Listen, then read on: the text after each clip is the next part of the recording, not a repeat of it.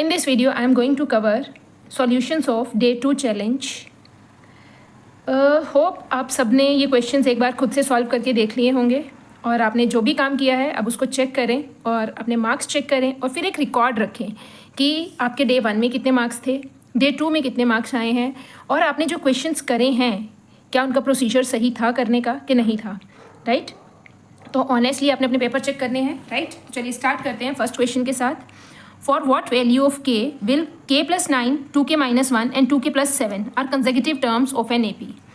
आपको बताना है कि k की कौन सी वैल्यू के लिए ये तीनों AP की कंसेक्यूटिव टर्म्स हैं। कैसे कर सकते हैं ये क्वेश्चन?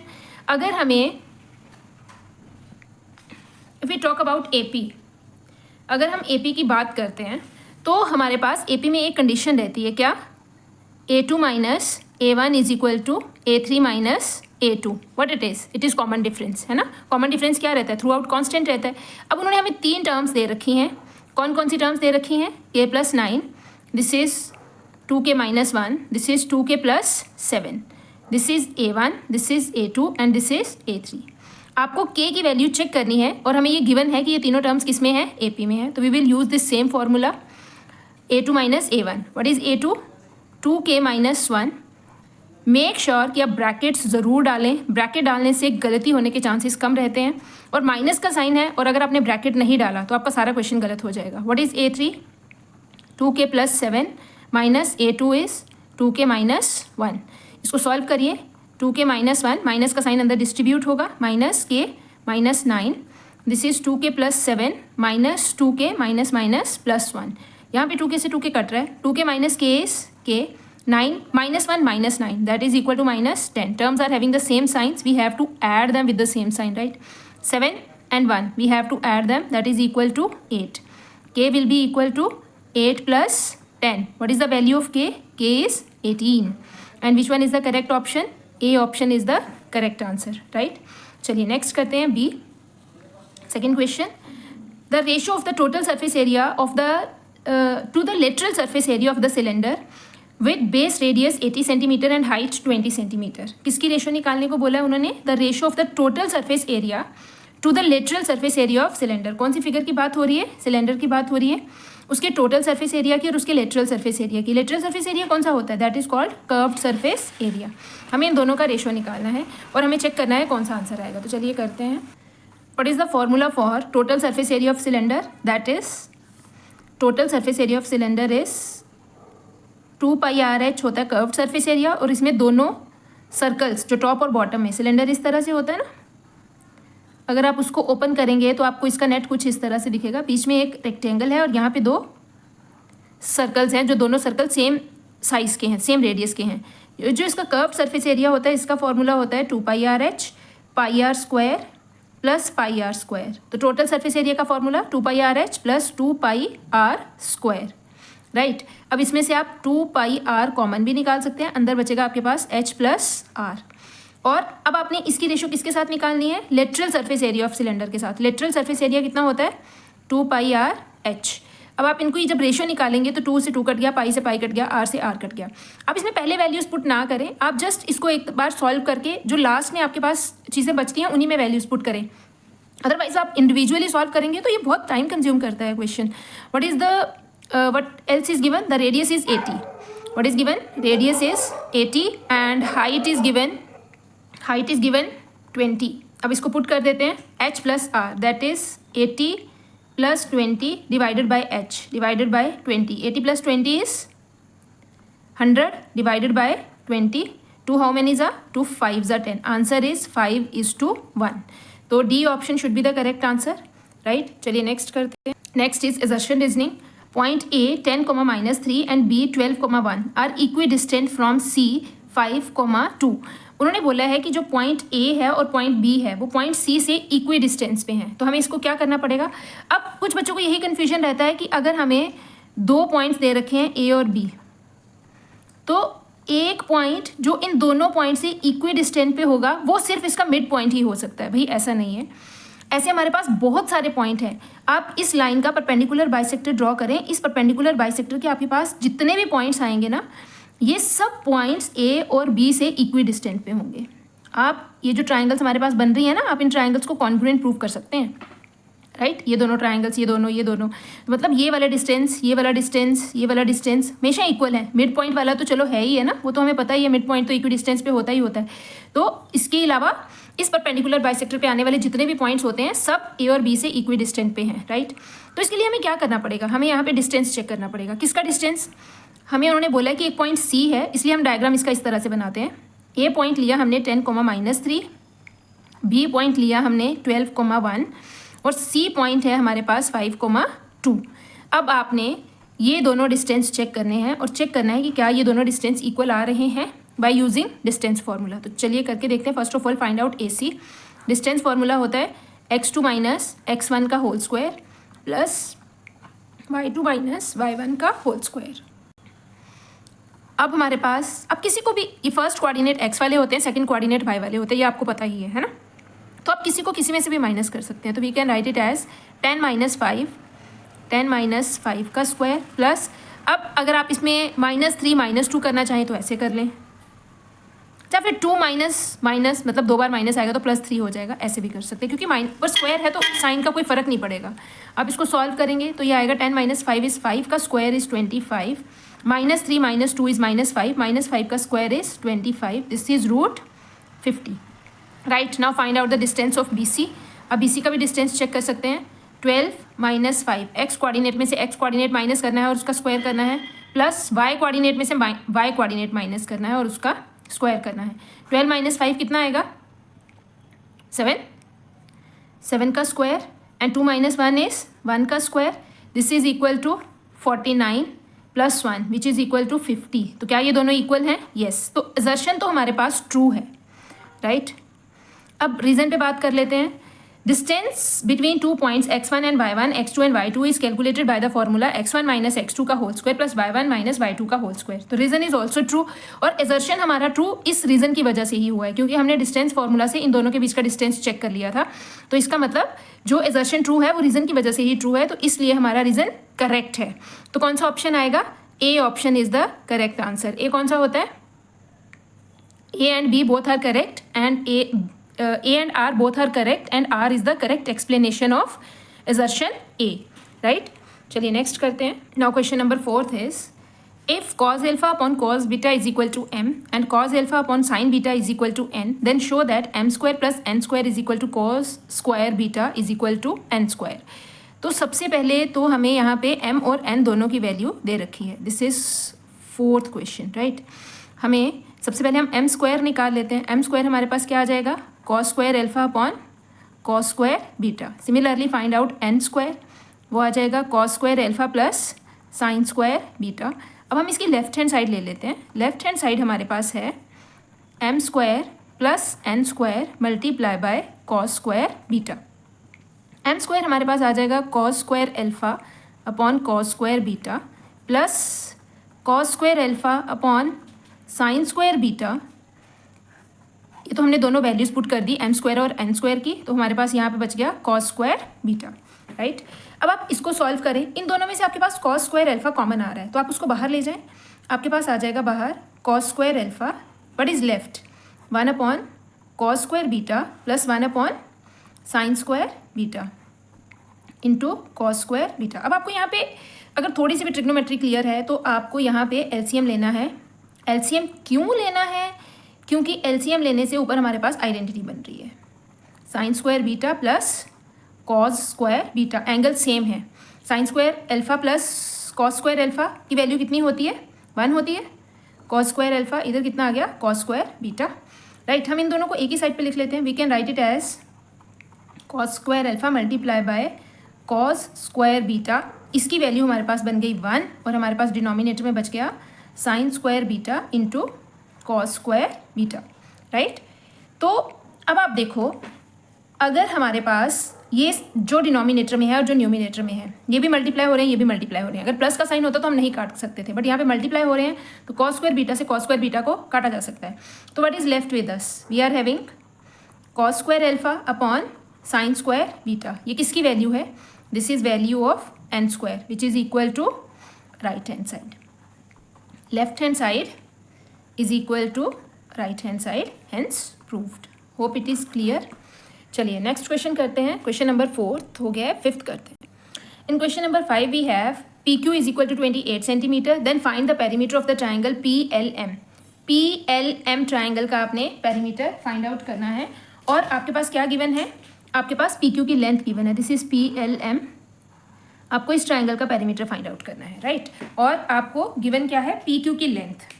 P से हमारे पास दो टेंजेंट्स बन रही हैं, one is PQ and another one is PT। इसका मतलब दोनों टेंजेंट्स की लेंथ क्या आएगी, इक्वल आएगी। अगर तो ये क्वेश्चन आपको MCQs में आए तो आपको इस डायग्राम को हमेशा ही याद रखना है। अगर P से दो टेंजेंट्स बन रही हैं, राइट, और एक टेंजेंट आपने टच करती हुई ड्रॉ कर दी जो इन दो टेंजेंट्स को काटती हुई जा रही है, तो ये जो हमारे पास ट्राइंगल बनेगा ना PLM, इसका जो पेरीमीटर रहेगा वो जो भी आपके पास टेंजेंट की लेंथ दे रखी होगी उसका डबल रहेगा। मतलब इस ट्राइंगल का पेरीमीटर आपके पास 28 का डबल रहेगा। ये आपने याद भी रखना है रिजल्ट, राइट। और अभी हम आपको प्रूफ करके भी दिखाएंगे। आंसर इसका कितना आएगा, answer will be 56, right. Answer कितना आएगा, 56। तो चेक करते हैं 56 कैसे आएगा। MCQs के लिए तो आप इसको डायरेक्ट याद रखें। जब भी आपके पास इस तरह से ट्राइंगल बना हुआ आएगा, जो ट्राइंगल आपके पास एक P पॉइंट से दो टेंजेंट्स बन रही हैं और एक टेंजेंट यहाँ से टच करती हुई जा रही है सर्कल को LM, तो इस केस में जो भी आपके पास इस ट्राइंगल PLM का पेरीमीटर रहेगा वो टेंजेंट की लेंथ का क्या रहेगा, डबल रहेगा। तो चलिए स्टार्ट करते हैं इसके सॉल्यूशन के साथ। First of all what is given to us, question number 5 है solution. What is given, PQ is given 28. What we have to find? We need to find perimeter of triangle PLM। हमें PLM का perimeter find out करना है। तो चलो start कर लेते हैं। First of all, what about PQ and PT? As PQ is equal to PT by tangents drawn from common external point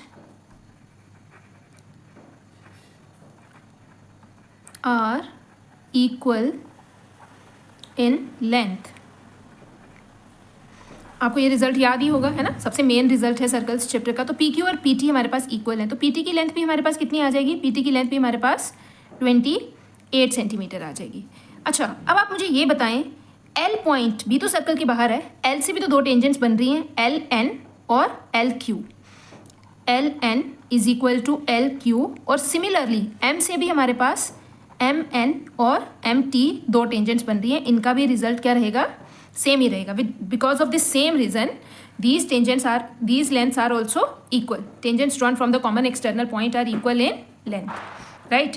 अब एक बात और देखो, अगर मैं PQ टेंजेंट की बात करती हूँ तो can we write PQ tangent as PL plus LQ, right. Similarly we can also write PT tangent as PM plus MT। अब हमें निकालना क्या है, we need to find out the perimeter of triangle PLM। चलिए लिखिए perimeter of triangle PLM। किसके इक्वल है इसका perimeter, it's perimeter is equal to PL plus LM plus PM, correct. अब आप यहाँ पे देखें, ये जो LM है side, LM can I write it as LN plus LNM, right. PL plus LM can be written as LN plus NM plus PM। अब मैंने इसको ब्रेक क्यों किया, क्योंकि इसका पेरीमीटर निकालने के लिए हमारे पास और कोई वे आउट ही नहीं था, है ना। हमें इसको प्लस इसको ब्रेक करके लिखना ही पड़ना था। अब देखो इसको ब्रेक करने से होगा क्या, I will write it as PL plus LN and then I will write it as NM plus PM। आप इन दोनों को देखें और इन दोनों को देखें, LN की वैल्यू हमारे पास किसके इक्वल है, LQ के equal, as LN is equal to LQ and MN is equal to MT। तो इसको लिखो पुट इन 1, इसको 1 कंसिडर कर लें, राइट। अब इसको 1 में पुट करें तो हमारे पास क्या बन जाएगा, PL, LN की जगह पे क्या आ जाएगा, LQ प्लस NM और PM की जगह पे क्या, NM की जगह पे क्या आ जाएगा, सॉरी NM की जगह पे आ जाएगा MT plus PM। What about PL and LQ and MT plus PM। PL plus LQ is equal to P Q and P M plus M T is equal to P T. तो can I write it as P Q plus P T. और दोनों की length कितनी है 28. तो यहाँ पे आ जाएगा 28 plus 28 which is equal to 56 units. Hope it is clear. आपको समझ में आ गया होगा कि जब इस तरह से डायग्राम बनेगा, ये वाले डायग्राम को देखें ध्यान से, तो हमें पेरीमीटर कैसे फाइंड आउट करना है. किस ट्राइंगल का पेरीमीटर हमें फाइंड आउट करना है. We have to find out the perimeter of triangle P L M, right. और ये किसके इक्वल होता है, जो आपके पास टेंजेंट बनी. इसमें एक कंडीशन तो ज़रूर होती है कि ये जो एल एम साइड है ना, ये भी सर्कल को टच करती हुई जानी चाहिए. 3 टेंजेंट्स हैं यहाँ पे, P Q, P T and L M. इस तरह से आप प्रूव कर सकते हैं कि जो हमारे पास perimeter of triangle P L M है वो कितना है 56 यूनिट्स है. मतलब टेंजेंट की लेंथ का क्या है, डबल है. एमसीक्यूज में आए तो सीधा लिखते हैं, अगर एमसीक्यूज में नहीं है, अदरवाइज क्वेश्चन प्रॉपर है तो आपको प्रॉपर सॉल्व करके लिखना पड़ेगा. Hope it is clear. चलिए नेक्स्ट करते हैं. This is question number 6. Again very important question. Applications of trigonometry का क्वेश्चन है. पहले तो हम डायग्राम बनाएंगे. एप्लीकेशंस ऑफ ट्रिग्नोमेट्री के क्वेश्चंस में बेटा देखो डायग्राम के भी मार्क्स होते हैं. ये क्वेश्चन में सबसे पहले आपको एक अच्छा सा साफ पेंसिल और स्केल का यूज़ करके एक प्रॉपर डायग्राम बनाना होता है. डायग्राम सही बनेगा तो आंसर भी सही आ जाएगा, अदरवाइज क्वेश्चन तो सारा गलत ही हो जाएगा, है ना. From a point 36 metre above the surface of the lake. पहले तो हम अपना लेक कंसिडर कर लेते हैं. मान लो ये हमारा लेक है, राइट. अब from a point 36 metre above the surface of the lake, ये लेक का सरफेस है, राइट. एक पॉइंट है जो लेक के सरफेस से 36 मीटर ऊपर है. हमने ये पॉइंट ले लिया. This is the point which is 36 metre above the surface of the lake. The angle of elevation of the bird is observed to be 30 degree. Angle of elevation बन रहा है. Angle of elevation means हम जिस point से observe कर रहे हैं, ये हमारा point of observation है ना. This is point of observation. और angle of elevation कब बनते हैं, जब हमारा ऑब्जेक्ट जो है पॉइंट ऑफ ऑब्जर्वेशन से ऊपर होता है ना, अबव हाइट पे होता है, ज़्यादा हायर ऑल्टीट्यूड पे होता है. तो मान लो यहाँ पे हमारा बर्ड है. This is our bird. अब जो बर्ड है उसको हम इस पॉइंट से ऑब्जर्व कर रहे हैं, तो हमारे पास एंगल ऑफ एलिवेशन जो है वो 30 डिग्री का बन रहा है. एंगल ऑफ एलिवेशन किसके बीच का एंगल होता है, हॉरिजॉन्टल लेवल. सबसे पहले तो आपको हॉरिजॉन्टल लेवल ड्रॉ करना पड़ेगा. एंगल बनाना है तो 2 साइड्स तो चाहिए ना. और फिर आप यहाँ से बर्ड को ऑब्जर्व करेंगे तो जो एंगल ऑफ एलिवेशन आपके पास बन रहा है दैट इज ऑफ 30 डिग्री. ये गिवन था हमें, है ना. And the angle of depression of its image in the water is observed to be 60 degree. अब इसकी इमेज कितनी डाउन होगी, ये लेक है, इसकी जो रिफ्लेक्शन बनेगी वो लेक के अंदर बनेगी. जितना बर्ड वाटर लेवल से अबव है उसकी मिरर इमेज या फिर उसकी रिफ्लेक्शन, उसकी इमेज उतनी ही डाउन जाएगी, राइट. ये अगर इतना अबव द लेक है तो नियर अबाउट यहाँ पे आप मान लें कि हमारे पास इसकी रिफ्लेक्शन रहेगी बर्ड की, राइट. तो ये है हमारे पास इमेज ऑफ बर्ड, राइट. अब इसी पॉइंट ऑफ ऑब्जर्वेशन से हमने इसकी इमेज को भी ऑब्जर्व किया है और एंगल ऑफ एलिवेशन हमारा बन रहा है 60 डिग्री. कितना बन रहा है 60 degree. Angle of elevation he angle of depression.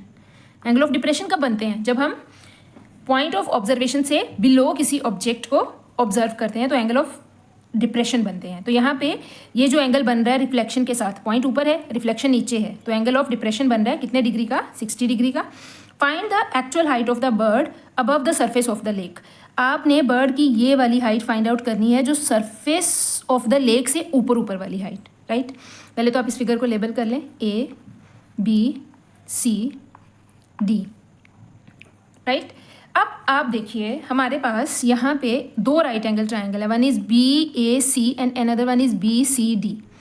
BAC और दूसरा कौन सा है BCD. अब दोनों ट्राइंगल्स को 1 बाय 1 ऑब्जर्व करेंगे. चलिए स्टार्ट करते हैं. हम इन पॉइंट्स को भी लेबल कर लेते हैं. This is BM and CL, right. सबसे पहले तो हम लिखेंगे BM is equal to CL as BC is parallel to ML. BC ML के क्या है, पैरेलल है. ये दोनों लाइंस आपस में पैरेलल लाइंस हैं. तो ये वाली लेंथ भी कितनी आ जाएगी आपके पास 36 मीटर. कौन सी, CL इज ऑल्सो 36 मीटर. इतना क्लियर हो गया. अब हमारे पास पहले तो हम ट्राइंगल कंसिडर करेंगे. In triangle ABC common side दोनों ट्राइंगल्स में कौन सी आ रही है, हमारे पास कॉमन साइड आ रही है BC, है ना. तो जब हम इसमें अब हमें हाइट निकालनी है, बेस कॉमन आ रहा है, तो हम कौन सा ट्रिग्नोमेट्रिक रेशियो, हाइट और बेस, परपेंडिकुलर और बेस में कौन सा ट्रिग्नोमेट्रिक रेशियो रिलेशन बताता है, tan। तो we will use tan 30। tan 30 is equal to perpendicular upon base. अगर आप 30 के अकॉर्डिंग देखेंगे तो सामने वाला परपेंडिकुलर है AC और एडजेसेंट बेस है BC। tan 30 की वैल्यू कितनी होती है, tan 30 is equal to 1/√3। It is AC upon BC। यहाँ से आप BC की वैल्यू निकाल लें, BC कॉमन है तो इक्वेट किया जा सकता है, इसलिए BC की वैल्यू निकालेंगे। तो BC कितना आ जाएगा, अगर आप इनको क्रॉस मल्टीप्लाई कर देंगे तो BC आ जाएगा √3 AC। Consider it as equation 1। अब आप दूसरा ट्राइंगल कंसिडर करें, इन ट्राइंगल BCD। अब इसमें भी tan 60 के अकॉर्डिंग अगर हम इस एक्यूट एंगल को अपना एक्यूट एंगल है तो इसके सामने वाला परपेंडिकुलर है, परपेंडिकुलर कौन सा आएगा, CD, और बेस कौन सा आएगा, BC। ये पूरा ट्राइंगल है ना, तो इसके सामने वाली जो पूरी साइड है वो परपेंडिकुलर है, तो DC is the perpendicular. tan 60 की वैल्यू कितनी होती है, tan 60 इज √3। CD हमारे पास, can we write CD as CL plus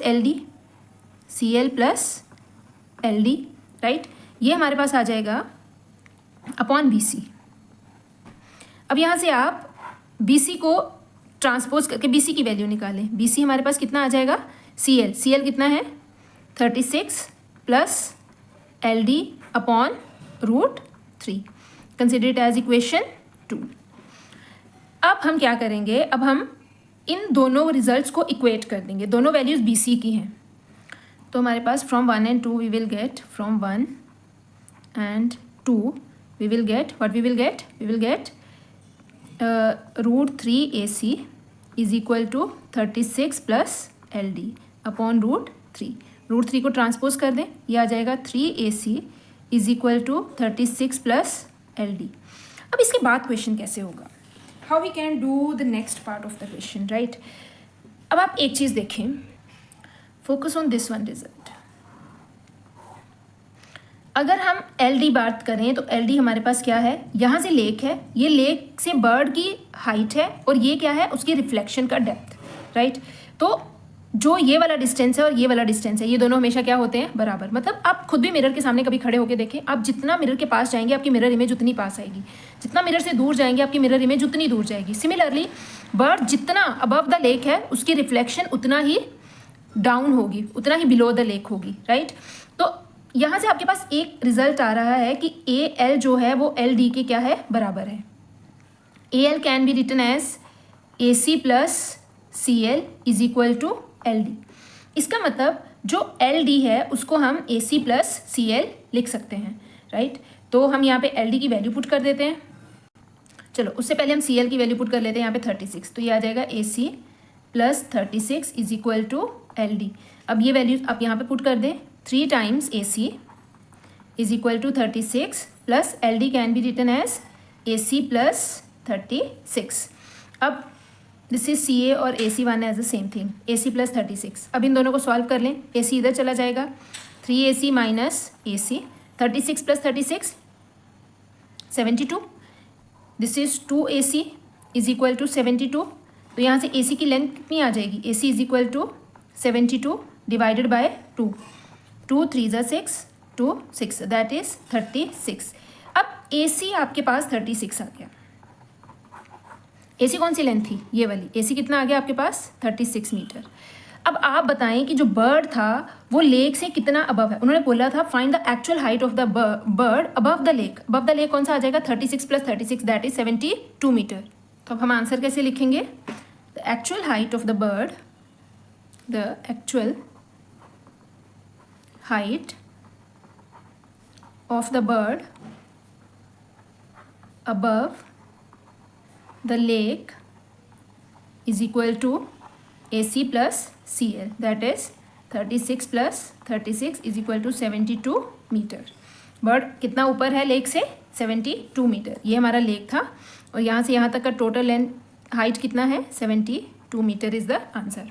अच्छा क्वेश्चन है, एक बार आप खुद भी ट्राई करें, डायग्राम अच्छे से बनाएं, पूरा क्वेश्चन क्लियर करें और देखें आपको खुद से क्वेश्चन सॉल्व करना आ रहा है, राइट। क्वेश्चन और भी इजी हो जाता अगर हम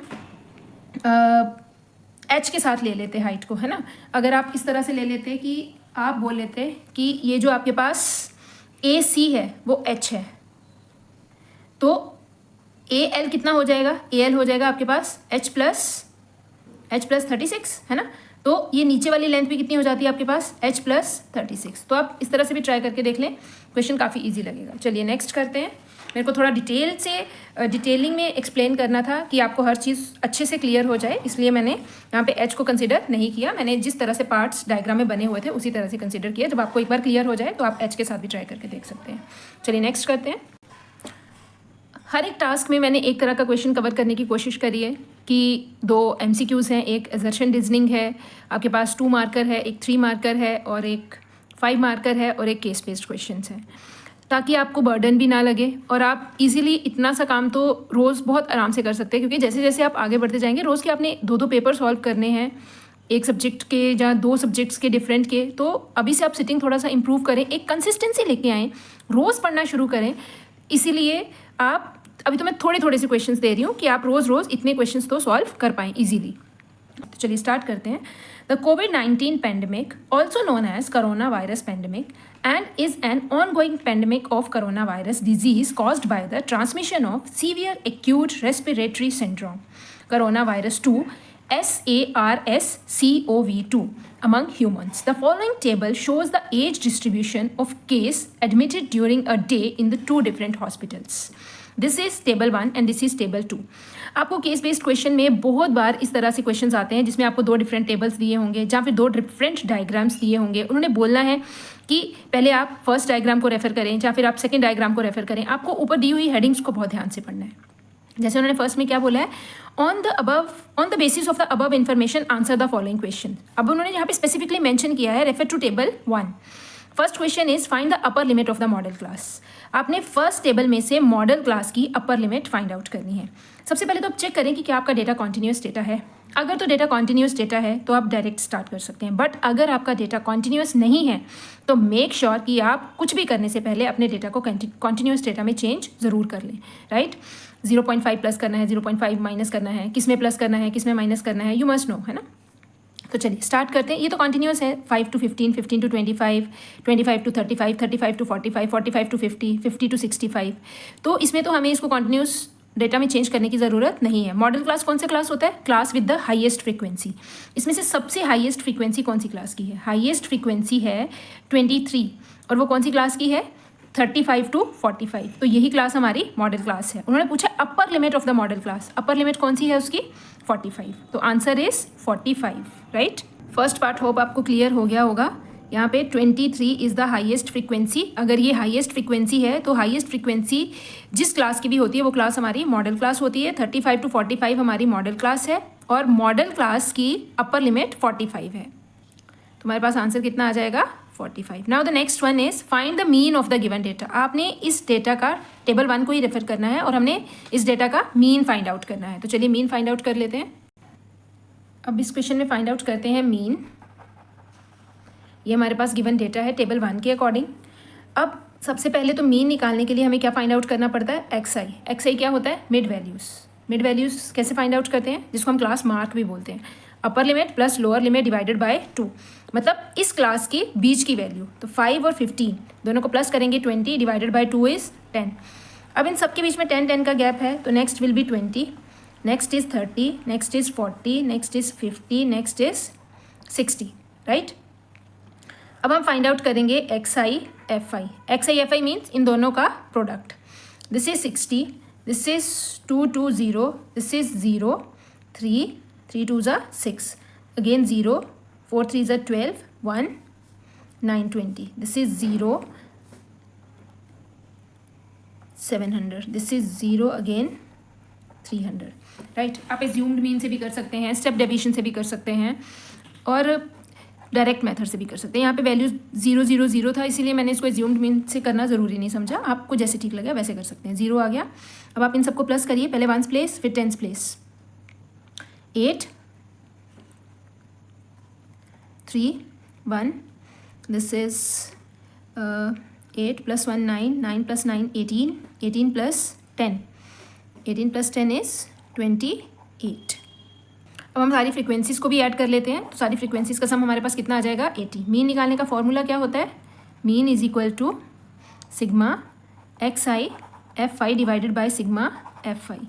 ये है हमारे पास sigma x i f i. Sigma x i f i means सारी एक्स आई एफ आईज का सम, और this is sigma f i means सारी फ्रीक्वेंसीज का sum. This is 2830 divided by 80। ये कट जाएगा। अब आप इसको डिवाइड करें। दिस इज 8, हाउ मैनी ज़ा 8 3 ज़ा 4 लेफ्ट, 8 5 ज़ा 40, 3 लेफ्ट 0, 8 3 ज़ा 24, 6 लेफ्ट 0, 8 7 ज़ा 4 लेफ्ट 0, 8 5 ज़ा कितना आ जाएगा ये 35.375 इज आर मीन। टेबल 1 को हमने रेफरेंस टेबल लेना था और उसके अकॉर्डिंग हमने मीन निकालना था। होप आपको ये क्लियर हो गया होगा। चलिए नेक्स्ट करते हैं। अब हमने नेक्स्ट केस में किसको रेफ़र करना है, रेफ़र टू टेबल 2, और उसके अकॉर्डिंग हमें सबसे पहले फाइंड आउट करना है mode of the given data and then we have to find out median of the given data. अब ये हमारा है टेबल 2 का गिवन डेटा। सबसे पहले तो हमें इस डेटा में मॉड निकालना है। हमारा डेटा यहाँ पे भी कॉन्टिन्यूस डेटा है, इसीलिए हमें इसको चेंज करने की नीड नहीं है। As it is we can use it.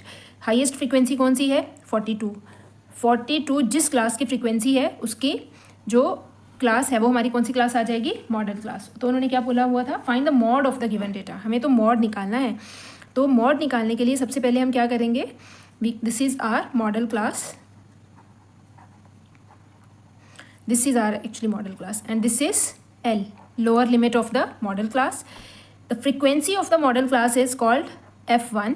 preceding class की फ्रीक्वेंसी को F0 लेते हैं और सक्सीडिंग क्लास की फ्रीक्वेंसी को F2 लेते हैं, राइट। तो सबसे पहले हम मॉड का फॉर्मूला लगाते हैं। यहाँ पे क्या फॉर्मूला होता है मॉड का, mode is equal to F1 minus F0 divided by 2F1 minus F0 minus F2। यहाँ पे L प्लस भी होता है, राइट। ये L इकट्ठा नहीं होता है, L सेपरेट होता है। उसके बाद इसके साथ होता है मल्टीप्लाई बाय H। तो इसको कैलकुलेट कर लेते हैं। मॉड कितना आ जाएगा हमारे पास, this is mode I am calculating. L is 35 plus what is F1 42, what is F0 is 10, F0 means F0 is 10 divided by 2F1 that is 2 multiply by 42 minus F0 is 10 minus F2 is 24 multiply by H is class size कितना है 15 minus 5 is 10। अब इसको solve कर लें। This is 35 plus 42 minus 10 is 32 divided by this is 84 minus, both are having the same science, you can add them with the same sign. This is 34 multiply by 10। This is 35 plus 32 34 84 minus 34 0, this is 50। 10 से 10 0 से 0 cut गया। अब 32 को 5 से divide कर लें। 5 1 ज़ा 5 how many ज़ा 5 6 ज़ा 32 0 5 4 ज़ा, तो आपके पास आ जाएगा 35 प्लस 6.4। जब आप इसको ऐड करेंगे तो ये आपके पास 0.4 तो एज इट इज़ ही आ जाएगा क्योंकि यहाँ पे 0.0 है। 6 plus 5 is 11, 1 3 plus 1 is 4, 41.4 is the correct answer. Mod कितना आएगा 41.4। तो सबसे पहले आपने मॉडल क्लास ध्यान से ढूंढनी है। होप आपको ये क्वेश्चन समझ में आ गया होगा। चलिए लास्ट करते हैं, find the median from this data. Median निकालने के लिए सबसे पहले हमें क्या करना पड़ता है, क्यूमुलेटिव फ्रीक्वेंसी को फाइंड आउट करना पड़ता है जिसको हम CF बोलते हैं।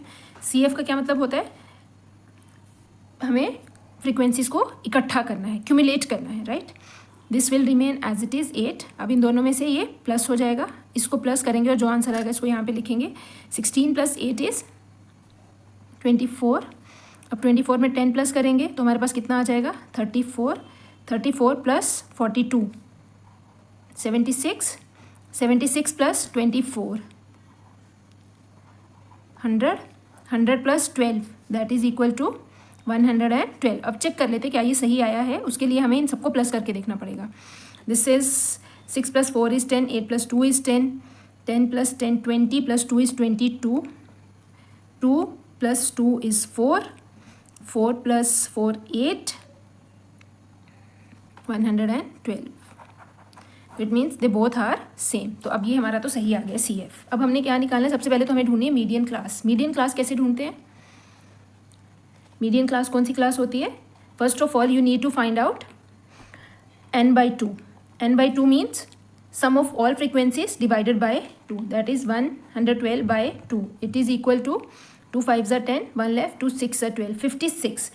अब आपने चेक करना होता है cumulative frequency just greater than n/2. ऐसी कौन सी फ्रीक्वेंसी है जो n/2 से जस्ट ग्रेटर है, 56 से जस्ट ग्रेटर, दैट इज 76.